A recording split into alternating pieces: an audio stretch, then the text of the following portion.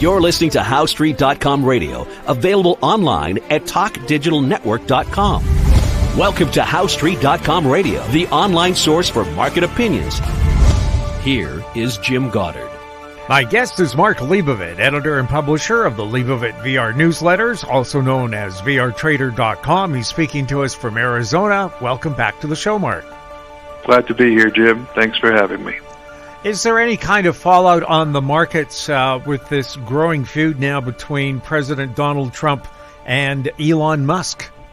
Well, there was today, and we had a sell-off in Tesla stock, for example, and there was some discussion, about I don't know if it was real threats or no threats about the SpaceX program being canceled, and I guess Elon saying in effect, don't you dare, or I dare you to do it, or stuff like that. In any event, it's all political nonsense. It has to do with, Elon Musk's belief that there shouldn't be any debt in the new House and Senate bills that are trying to pass through Congress. And apparently, even though taxes are being cut, there's an increase in the debt ceiling, which is aggravating him and others. And, it's just crazy. You have a mixed political situation. The House is controlled by the Republicans barely, and I guess certain concessions had to be made. And the Senate side, you got some rhinos in there, Republicans in name only, who are not necessarily voting with the president, and who knows how it's all going to play out. I assume this is just a bump in the road, and they'll all work it out, and they'll kiss and make up, and the Trump-Elon thing will go back to normal. But Elon seems to be pretty adamant about the debt situation. Of course, a lot of people are anyway here in the U.S., and many claim that the rise in the gold market and so forth and the crypto market is because of, fear of the future of the U.S. dollar and the economic stability of the country because of the debt and so forth. The reality is that gold tends to rally more on geopolitical stories than on inflation stories. But, many would agree that, our debt is way too high, and we need to just cut it, and by increasing the debt ceiling, just there's an argument for that. But we're so far in the hole, and the big issue, I'm not an economist, but I read the papers. The interest that we have to pay on the debt is over the top, and how do we fix this? This is multi generations in building, and multi presidents, and it's just not Trump's fault only. In fact, I think the debt was actually up a little bit even during his first term. And of course, when Biden came in, it went up more. So despite this, these stock markets and the equity markets have been doing okay. The big bugaboo, of course, is the Federal Reserve. Apparently, Trump was actually complaining, I think today, to Jay Powell indirectly, making one of his tweet comments about how we got to get interest rates down and why aren't you doing it and so forth. So that there's another confrontation brewing there. Of course, the speculation has been that come next year when Powell's term is up, there will be a replacement for him anyway, but that's a long ways away. So we'll see whether Donald Trump's pressure on Powell moves toward lower rates or not. But a lot has to do with what the bond market is doing. It's the old tail wagging the dog. I've talked about this before. I'm sure others that you've interviewed have stated that as well. So what the Fed does with the short-term rates is not necessarily the answer. But in recent days, the 30-year bond has been rallying, which is good because that means the expectation is for lower rates. Now, whether, again, as I mentioned, the tail wags the dogs and the Fed is going to follow what the bond market is doing. Usually it is the case. The bond market is actually bigger than the stock market. Many people don't realize that. The money in the bond market exceeds the stock market, but it has been rallying, which, if you're a trader, that's an optimistic point for the equity markets, and perhaps will lead to Powell being convinced that maybe we do need to lower some rates. But, rates coming down is important because we have to pay interest on the debt, as I mentioned, and so forth. So a lot of brewing here. But I do want to back up a second. I mean, I sort of warned about this in the previous interviews, and people sort of laugh when I talk about cycles in the market and seasonal patterns in the market. And I warned that, we're coming into the summer solstice on June 21st, and you tend to get change of directions in the market around those time frame. It's every quarter. Of course, you got the summer solstice and the autumn equinox and the winter solstice and the March, the vernal equinox, and there tends to be change of directions around this time frame. So I sort of warned we're coming into June. Doesn't work on the exact day. It's usually a few weeks either side, and the fact that the market experiencing some indigestion here, and this is in our newsletter. Even though I'm a bull, and I think we're going to come out of this, I think we're going to new highs during the course of the year.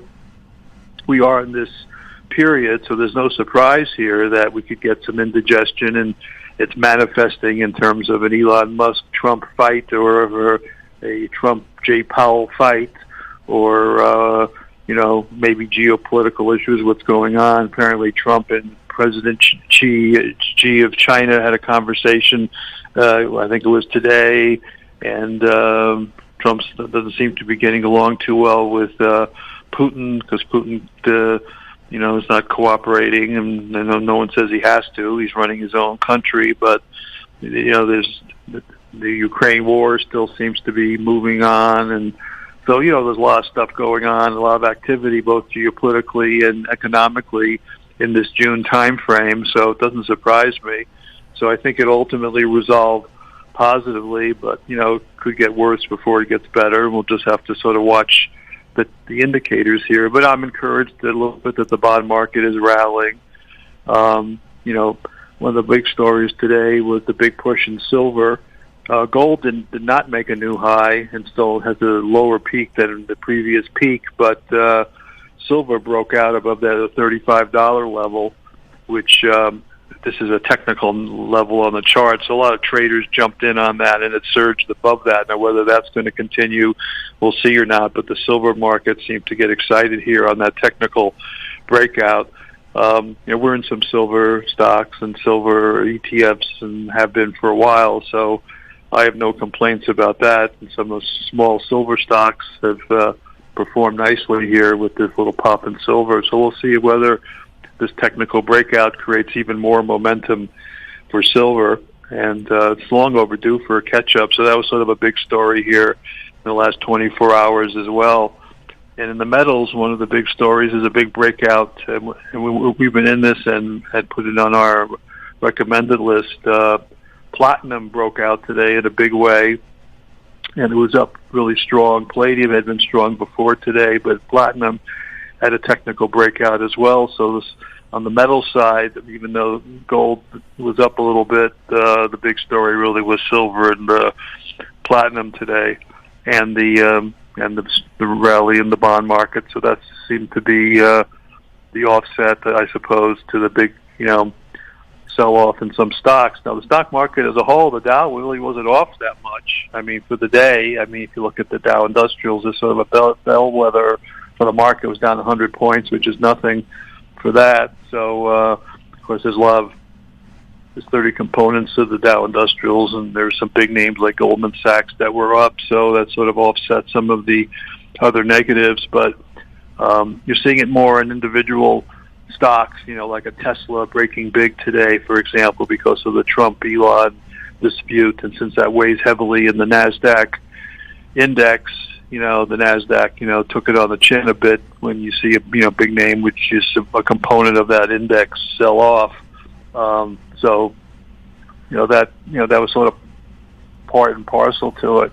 So I'm just checking here as we're on the air, looking at what's going on with some of the other Magnificent Seven stocks. So for the most part, they weren't that bad today.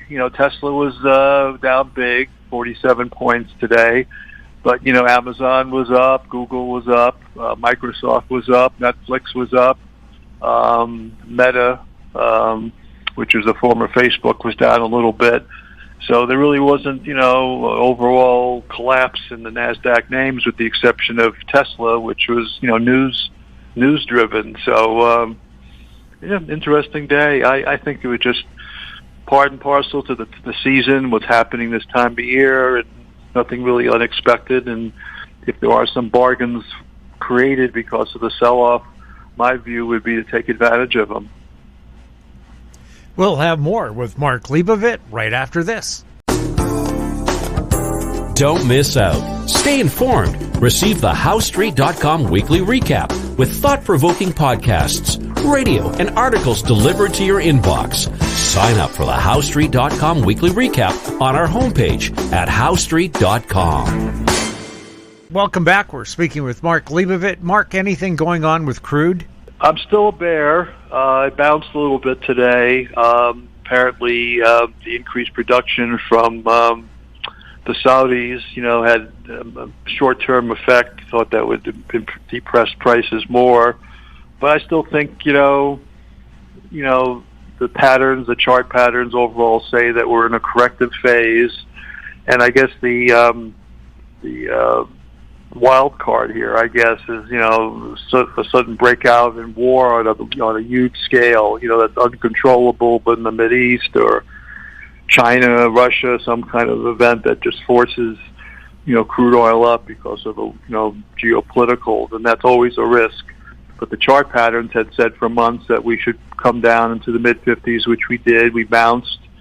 And the same chart pattern said, ultimately this year or next year we could even see the 40s. So I'm not, really excited about crude oil. But as a trader, I guess if there's a trading opportunity and a breakout, we'll try to jump on board. That said, many of the oil company stocks have done okay. Many pay, good dividends, so there's still a lot of investor interest in some of the shares themselves. But crude oil is, I guess, geopolitically driven. So the Saudis control what the supply is on their end, and you just got to take it a day at a time. But I think the overall trend has been, with Trump in and the state of the world economy right now, that plus alternate sources of energy. I mean, there is in the works in the next couple of years, a lot of nuclear plants coming on board. It's going to take some time, and natural gas is filled in a little bit for some shortfall of energy needs. Liquid natural gas has done real well. Some stocks in that business, have done well. Liquid natural gas has done well.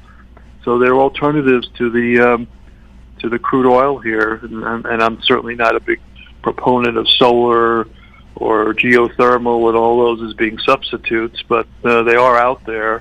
So neutral on crude here. It's had a correction going sideways here a little bit. We're just sort of watching, but I'm leaning more to the bear side. Is uranium picking up? It did, and now it's pulling back. We had a big surge in uranium stocks last week. Cameco, the big name, Canadian name and U.S. name, rallied, but it's been down the last day or two after a big surge higher. Vista Corp and Constellation Energy are the big names. Those are $100 and $300 stocks, respectively. And a lot of small nuclear-related stocks have done well. And this is because of the push into the nuclear area and a lot of talk about it. But the downside is there's a big lead time factor. And even though big companies like Microsoft and others are funding nuclear operations, it just doesn't happen overnight. But in anticipation of that, some of these stocks are doing well, and uranium-related stocks. And some of the uranium companies do other things besides uranium. They provide a lot of, other minerals, rare earth minerals, and so forth to some of the low-priced uranium-type companies are also producing other type of metals as well. And a couple of the metal-related stocks that we had on the list took off big. One in particular made some deal with the Saudis, and that exploded to the upside, and that's on our list. And so, yes, it's a growth area. You got to take, longer-term view with them because, like I say, the stocks are anticipating the future here quite a bit. And I suppose when these plants all get online, the move will be over. So you might have to be looking for a time to get out of these stocks as well. So, but from what I understand, I'm not an expert on the timing of these things, but it does take a couple of years or more, and big nuclear plants can take up to 10 years. But we're talking about more of the, the specialized nuclear, smaller operations that are really being funded because the big high-tech companies needed power for their AI operations, and there just wasn't enough power around, so they got behind the nuclear story, which up to this point was a no-no. No one wanted to talk about it. It was blackballed everywhere you bring up the subject, and they're using some natural gas as an interim source of energy. But it's in play, so trade accordingly. But stocks anticipate the future, so I guess they'll still remain positive for the time being. What's going on with cryptocurrencies? Well, lots been going on. There was a new offering today that came out in the crypto area. It's a new issue. It's a company called Circle. Went public today. They were ringing the bell on the NASDAQ this morning. I think it opened around 60, went to 106, closed about 80, and they're involved in the crypto business. More what you would call a stable coin part of the business. And I'm not a technical expert on the relationship, but it's part of the system of providing support for the stable coin, which is a big part of the the crypto world. So that stock took off today, and it's been pending to go public for a while. So that was the big story, because a lot of investor interest in the name of the company is Circle. So you have to research it and check it out. We'll probably put it on our list. It ran up so much, you don't want to chase it, but sometimes some of these stocks that you think are chasing double or triple on you while you're waiting for a pullback. So as far as the other names are concerned, the Bitcoin and all the others seem to have hit a little bit of a trading top here the last few days and start to pull back here the last couple of days. I think it's all temporary, but if you look at the charts, you'll see there's some pullback levels we could see in Bitcoin and some of the other cryptos. But again, this is part of just the normal zigzag pattern that we get in the crypto market. So I'm still looking for Bitcoin to go substantially higher, and many of the other cryptos to go substantially higher. A lot of it, still has to do with some legislation I think just passed. The Genius Act, I think, is called, and there's some more pending. And some of my sources said it could carry into mid next year before all the legislation that we need is under our belt, so to speak. So a little correction going underway here in the cryptos, part and parcel to the volatility, but the trend's up, so I'm remaining invested. Mark, thank you so much for chatting with us. Glad to be here, Jim. Thanks for having me. My guest has been Mark Leibovit, editor and publisher of the Leibovit VR newsletters, also known as vrtrader.com. If you have any questions for Mark or for any of our guests, you can send them to info@howstreet.com. We'll ask that question for you. Our popular YouTube channel is Talk Digital Network. Find us on X @HowStreet. We're also on Facebook. I'm Jim Goddard. Thank you for listening. Comments made on HowStreet.com radio are an expression of opinion only and should not be construed in any matter whatsoever as recommendations to buy or sell any financial instrument at any time. Available online at TalkDigitalNetwork.com. HowStreet.com radio is a production of HowStreet Media Incorporated.